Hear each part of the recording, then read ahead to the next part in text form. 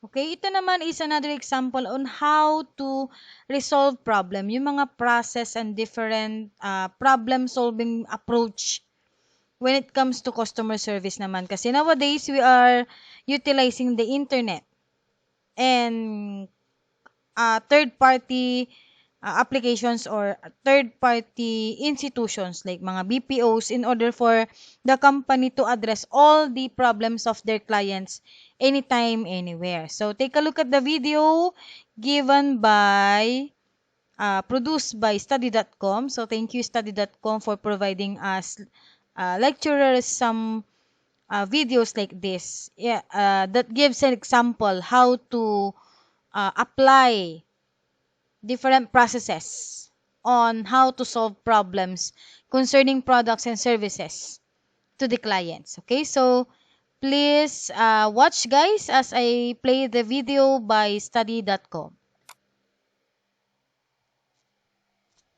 Customer service exists to help customers with their needs and/or any problems that come up in doing business. It's the most important part of maintaining a good reputation as a business. Think about all of the different outlets where people can post negative reviews. The last thing you want as a business is to have negative reviews all over the internet or through word of mouth in your city. Training your associates on proper ways to resolve customer complaints or problems needs to be a top priority if you are in the customer service industry. Let's use the scenario here to discuss the process to resolving a problem in customer service. Bill just placed a large order from an online grocery and household item store. He noticed that he accidentally put a wrong quantity in for one of the items. So Bill called the company's customer service department to see if they could change the order before it ships. Bill speaks to a representative that says she fixed it, and he will not be shipped the additional items he added by mistake. Everything seems great, and Bill is pleased. Unfortunately, a week later, when Bill receives his shipment, he notices those items that were supposed to be canceled have been included in this shipment, and he was charged for them as well. He calls the company again and speaks to a different representative that tells him once the order is placed, there's nothing that can be done. Bill is very confused because the first person he spoke to said it wouldn't be a problem and that she resolved the issue. Bill gets very frustrated and hangs up the phone. After Bill has cooled down, he decides to give it one more try.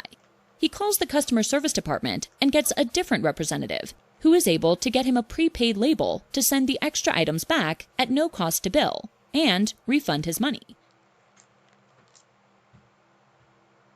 Okay, so napanood ninyo kung ano yung scenario about how to solve the customer problem. Okay, so ang napansin natin, they use three customer representative wherein they, yung tatlong yun had a different ang tawag nito, explanation about the case. Tama? So you as a company, kung gagamit kayo ng mga customer service, you have to explain the company policy na dapat pare-pareho sila ng sinasabi. Na dapat kung ano yung dinidisclose nila sa mga kliyente ay iisa. Kasi ang mangyayari doon, and at stake doon is the name of the company. Na at the same time, yung client din, mawawalan sila ng tiwala sa kumpanya. Ending up na either you lost customers or magkaroon pa ng ibang problem just in case dinala nila sa legal aspect.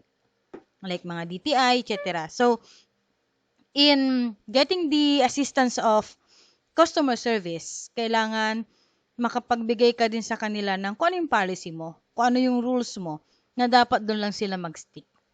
Okay?